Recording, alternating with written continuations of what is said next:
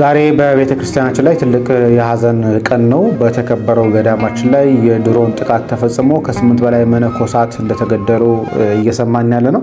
ክቡር አባታችን ዶክተር ቀሲስ መዝገቡ ቀጠሯቸው ነገ ነው። ሁላችሁም ኦርቶዶክሳውያን ድምፅ ልትሆኗቸው ይገባል። በመጽሐፍ ቅዱስ ሁለት ከተማን ያጠፋውን ኃጢአት በቤተ ክርስቲያናችን ውስጥ ለማራባት ምን እየተደረገ ነው? ለዛሬ ለስለስ አድርገን ከተጠየቅ እንጀምረዋለን። ከመጣሽ ማርያም ታምጣሽ። ሁለቱም መስተዳደሮች አዲስ አበባና ድሬዳዋን በሚመለከት የተፈጠረውን ውዝግብ ለመፍታት ለአዲስ አበባ 4 ለድሬዳዋ 3 አማራጮች መቅረባቸው ተሰማ። ሳልሳይ ወያኔ ትግራይ ለጠቅላይ ሚኒስትር ዶክተር አብይ አህመድ አስቸኳይ ደብዳቤ ላከ። የደብዳቤው ፍሬ ነገር አዲስ የጦርነት ደመና ያዣበበ ነው የሚል ነው። ሰላም ጤና ይስጥልን። እንዴት አላችሁ? እንዴት ቆያችሁ? ከአሳዛኝ ዜና እንጀምር። ዛሬ ሐምሌ 15 2018 ዓመተ ምህረት በምዕራብ ወሎ መካነ ሰላም በሚባል ቦታ በቅድስት አርሴማ ገዳም የድሮን ጥቃት ተፈጽሞ ገዳማውያን እንደሞቱ እየሰማን ነው። እጅግ አሳዛኝ ልብ ሰባሪ ነው። ዜናውን እስቲ ከወንድማችን ጸጋዬ እንስማው። ዛሬ በቤተ ክርስቲያናችን ላይ ትልቅ የሐዘን ቀን ነው። በተከበረው ገዳማችን ላይ የድሮን ጥቃት ተፈጽሞ ከ8 በላይ መነኮሳት እንደተገደሉ እየሰማን ያለ ነው።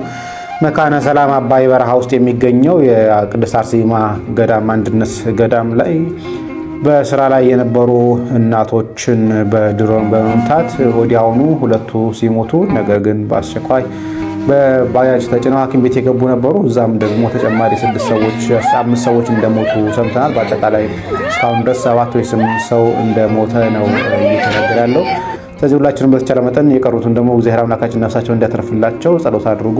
መስማትና መድረስ አለበት ታስቦ ቦታ ሁሉ ይህንን ድምፅ እንደምታደርሱ ተስፋ አድርጋለሁ። ቸር ቆዩ። በጣም ልብ ሰባሪ ነው እውነቱን ለመናገር። ምንድን ነው እሱ አሁን የእምነት ተቋማትን ማንም ይሁን ማን የእምነት ተቋማት ገዳማውያን እየጠፉ ነው።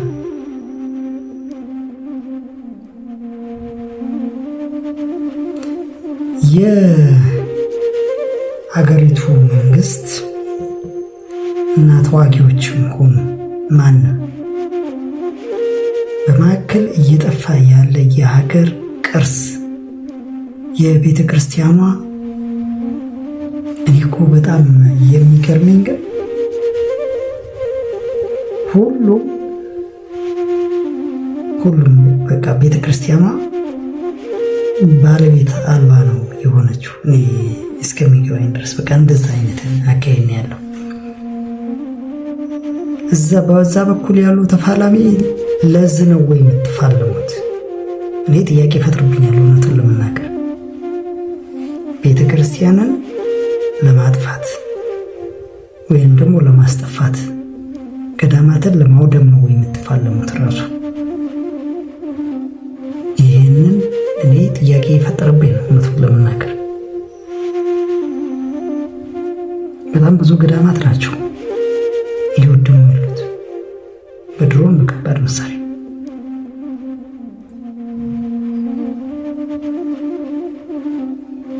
ግን ለማንኛቸው ማንም ይሁን ማንም እነዚህ ንጹሐንን ዓለምን ንቀው ዓለም ቆሻሻ ለኛ አትገባም ብለው ንቀዋት ትተዋት የሄዱት ገዳማውያንን እንዲህ ማድረግ ማንም ያድርግ ማንም፣ ግን እግዚአብሔር የነዚህን ንጹሐን ዜጎቹን ንጹሐን ልጆቹን ደም ዝም ብሎ አይተው ይበቀላል በጊዜ በሰዓቱ። እንግዲህ የቤተ ክርስቲያን አባቶች፣ ምዕመናን፣ ዘማሪያን፣ ሰባኪያን ሲታሰሩ እንደቆዩ ይታወቃል። እኚህ አባታችን ደግሞ ነገ ቀጠሮ አላቸው ትለናለች እህታችን። ክቡር አባታችን ዶክተር ቀሲስ መዝገቡ ቀጠሯቸው ነገ ነው። ሁላችሁም ኦርቶዶክሳውያን ድምፅ ልትሆኗቸው ይገባል። አባታችን ወንጀል ሰርተው አይደለም ጨለማ እስር ቤት ውስጥ የታሰሩት፣ እንዲሁም አንዴ ለሳምንት አንዴ ለሁለት ቀን አንዴ ለ24 ሰዓት እየቀጠሯቸው በካቴና እጃቸውን እያሰሩ ፍርድ ቤት ለፍርድ ቤት የሚያመላልሷቸው። አርሲ ላይ ኦርቶዶክሳውያን ለምን ይገደላሉ ስላሉ ነው። ለኦርቶዶክሳውያን ሞታችን፣ መከራችን፣ የቤተ ክርስቲያን ስደት ይብቃ ብለው ስለተናገሩ ነው። ስለዚህ ድምፅ ልንሆናቸው ይገባል። አባታችንን አሳስረን በራችንን ዘግተን የምንተኛ እኛ ልጆች ነገ ዋጋ እንከፍላለን። ነገ ይሄ ድፍረት ነገ ዋጋ ያስከፍለናል። ስለዚህ ድምፅ እንሆናቸው። አባታችንን አሁንም ይፈቱልን። ወንጀለኞችን ፈልጋችሁ አግኙ። ንጹሐንን አስራችሁ አታንገላቱ። ምን መሰላችሁ አሁን የገባኝ ሁሉም ስጋ በማህበራዊ ሚዲያም ያለ እየተንቀሳቀሰ እየኖረ ያለም የዝች ቤት ምዕመናንም ሰባኪያንም አባቶችም ተንጫጭተን ነው ምን በቃ አንድ ሳምንት እንጫጫለን። ግፋ ቢል አንድ ሳምንት ወይ ደግሞ ካልሆነም አንድ ቀን ወይ ሁለት ቀን ከዛን ይረሳል። በቃ ይሄ ነው ወይ ኑሯችን?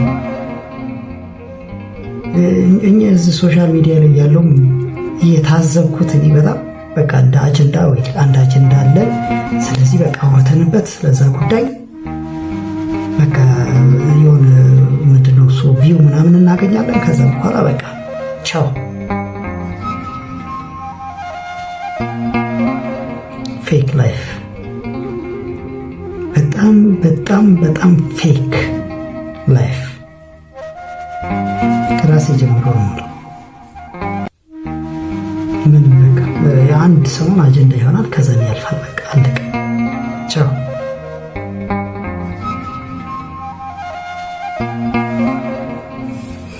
በመጽሐፍ ቅዱስ ሁለት ከተማን ያጠፋውን ኃጢአት በቤተ ክርስቲያናችን ውስጥ ለማራባት ምን እየተደረገ ነው? ለዛሬ ለስለስ አድርገን ከተጠየቅ እንጀምረዋለን። ከመጣሽ ማርያም ታምጣሽ። ይድረስ ለአዲሱ ሚካኤል በተለምዶ አጠራር ወይም ለደብረመዊ ቅዱስ ሚካኤል ቤተክርስቲያን የቤተ ክርስቲያኑ አስተዳደር አካላት ከላይ ከአስተዳዳሪው አንስቶ እስከታች መዋቅር ድረስ በልዩ ልዩ የአስተዳደር ክፍል ላላችሁ ሁሉ ይህ ጥያቄ ይድረስ። በምን አይነት መጠን ቤተ ክርስቲያኗን ልታበለሻሿት እንደፈለጋችሁ ግልጽ አይደለም።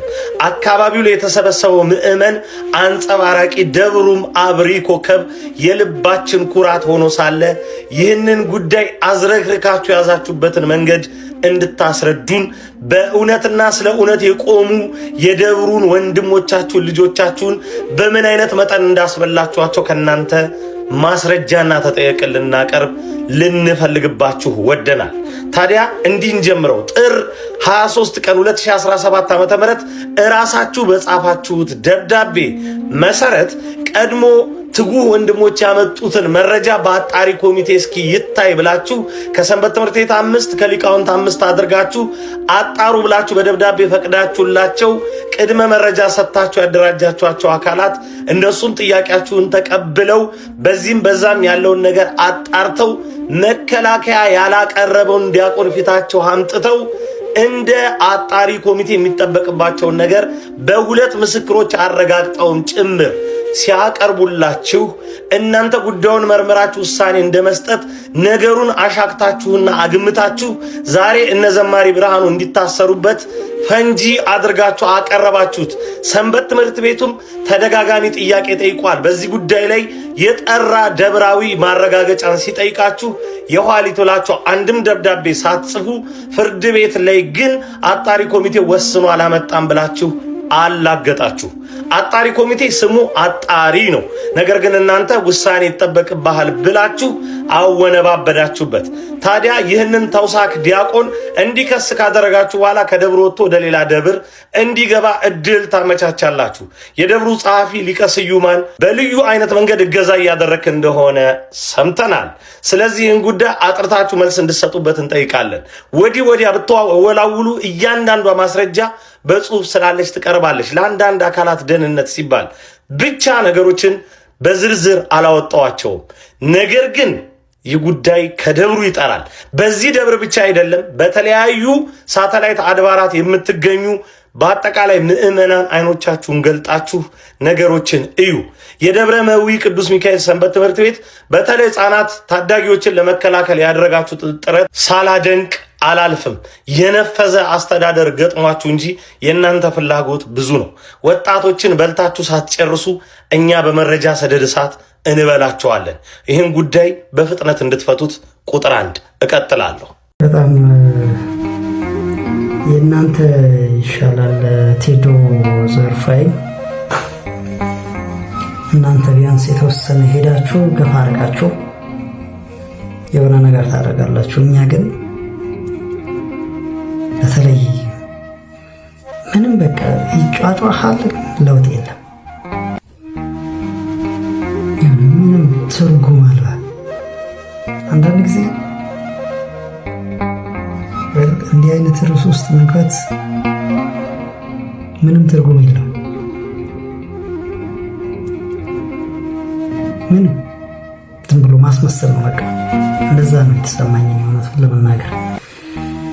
ለማንኛቸውም እስቲ ወደ እዚህ ፖለቲካዊ ደግሞ እንግባ እስቲ። መቼም ያው ማህበራዊ ብለን ብንለውም ፖለቲካ ይሆናል። እስቲ ይህ ዜና እንስማው። አዲስ አበባ የኦሮሚያ አካል እንድትሆን አማራጭ ቀረበ። ሀገራዊ የምክክር ጉባኤ 7ኛ ቀኑን በያዘበት በዛሬው ዕለት ጠንካራ አጀንዳዎችም ተነስተዋል። ኮሚሽኑ ለተመካካሪዎች ባቀረበው ሰነድ ላይ 4 ከባባድ አማራጮችም ተቀምጠዋል። እነዚህም አዲስ አበባ ሲቲ ስቴት ወይንም ራስ ገዝ እንድትሆን የሚል፣ የፌዴራል መንግስት አካል ሆና እንድትቀጥል የሚል፣ ራሷን የቻለች ክልል እንድትሆን፣ የኦሮሚያ ክልል አካል እንድትሆን የሚሉት ይገኛሉ። በተለይ አዲስ አበባ የኦሮሚያ አካል ትሁን የሚለው ሐሳብ በማህበራዊ ሚዲያ ላይ ትልቅ መነጋገሪያም ሆኗል። ከዚህም በተጨማሪ የከተማዋ የሥራ ቋንቋ፣ የቦታዎች ስያሜና የፖሊስ አደረጃጀት እንዲቀየር ጭምር በንዑስ አጀንዳነትም ቀርቧል። ጥያቄው ግን አዲስ አበባን የትኛው አማራጭ ይበጃታል የሚለው ነው። ሐሳቡን አሁኑኑ በኮመንት ላይ ያጋሩ። ለሌሎች እንዲደርስም ሼርና ላይክ ማድረጋችሁን እንዳዘነጉ። እንግዲህ ያው እንደ አንድ አናሳ ወይንም ደግሞ ታናሽ ዜጋ የዚች ሀገር ዜጋ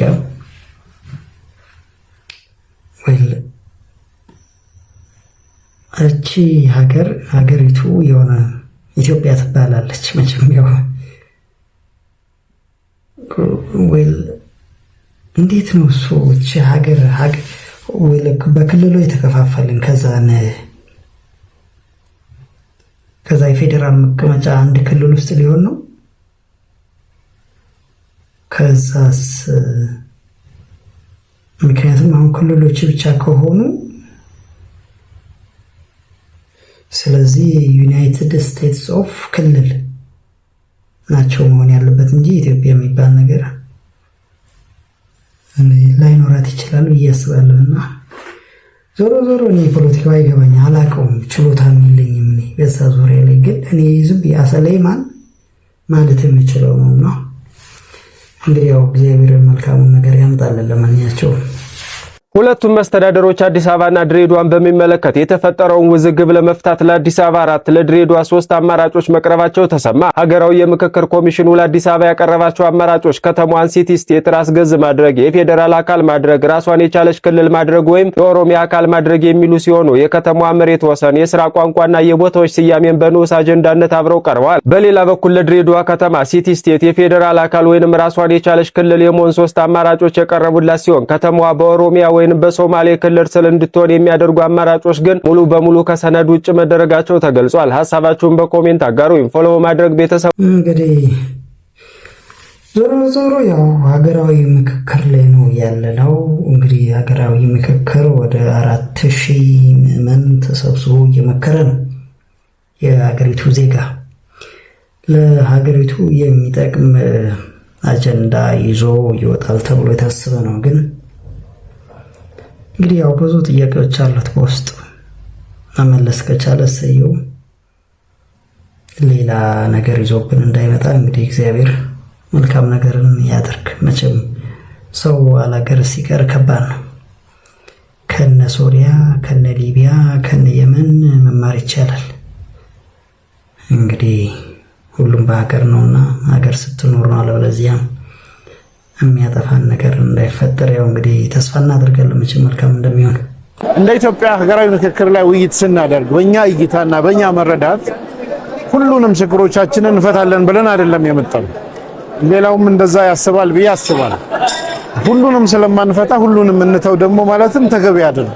ስለዚህ የተወሰነ ፐርሰንት እንኳን እኛን የምትመስል ኢትዮጵያ በመመስረት ሂደት ውስጥ እኛን እንደ ኢትዮጵያዊ እንደ ሙስሊም ማህበረሰብ የተለያየ ብሔር ብሔረሰብና እንደ ዜጋ ሁላችንም አብሮ ሊያኗኖር ይችላል፣ የውክልናን ጥያቄ ሊፈታ ይችላል ብለን በምናስባቸው ማዕቀፍ ውስጥ የምናምንበትን አቋም ለማንጸባረቅና የመፍትሄ አካል የቡድኑም አካል የሁላችንም መፍትሄ ሀሳብ እንዲሆን ጥረት እያደረግን በዚህ ሂደቱ እንግዲህ መልካም ነው። ዞሮ ዞሮ እንግዲህ ያው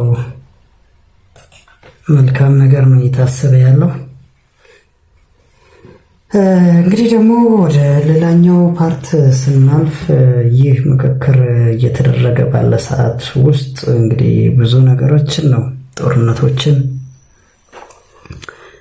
ያው እንግዲህ መጀመሪያው እንደሰማችሁ ዜናው ጦርነት ስላለ ይመስለኛል የድሮን ጥቃት ተፈጽሞ ምዕመናን ገዳማውያን ያለቁት። ትግራይ ክልልም ያለው ነገር እጅግ በጣም አስፈሪ ነው። ያው መቼም ጦርነቱን የሚያውቀው ያውቀዋል። ስለዚህ ከዛ አንፃር አሁንም እዛ ትግራይ ውስጥ የሚገኝ አንድ ፓርቲ ለፌዴራል መንግስት ደብዳቤ ጽፏል። ሳልሳይ ወያኔ ትግራይ ለጠቅላይ ሚኒስትር ዶክተር አብይ አህመድ አስቸኳይ ደብዳቤ ላከ። የደብዳቤው ፍሬ ነገር አዲስ የጦርነት ደመና ያዣበበ ነው የሚል ነው። ጦርነቱ ደግሞ የዓለም ሀያላን አዳዲስ መሳሪያዎችን የሚሞክሩበት የውክልና ጦርነት ሊሆን ስለሚችል አደጋው እጥፍ ድርብ ነው የሚሆነው ብለዋል። መንግስት ጦርነትን ለማስቀረት የትግራይ ህገ መንግስታዊ ግዛቶችን እንዲመልስ በጀት እንዲፈቅድና የሰላም ውይይት አሁኑ እንዲጀምርም አሳስበዋል። ዳግም ጦርነት ወይንስ ደግሞ የሰላም ውይይት? የእናንተ ምርጫ የትኛው ነው? ሼር በማድረግ ለሌሎችም አድርሱ። አዲስ ሆናችሁ ደግሞ ፎሎ ማድረግ እንዳይዘነጋ። መቼም ጦርነትን የሚመርጥ ማንም የለም። ይህ የታመነ ነው የታወቀ ነውና እግዚአብሔር ችን ሀገር ወደ ሰላም ያምጣልን። ብዙ ነገሮች በጣም የሚያሳዝኑ በጣም የሚያስቆጩ ነገሮች ምናልባትም በታሪክ የሚያስጠይቁ ነገሮች የሆኑ ባሉበት ሰዓት ጦርነትን የሚመርጥ ማንም የለምና እግዚአብሔር ችን ሀገር ይጠብቃት፣ ፊቱን ይመልስላት።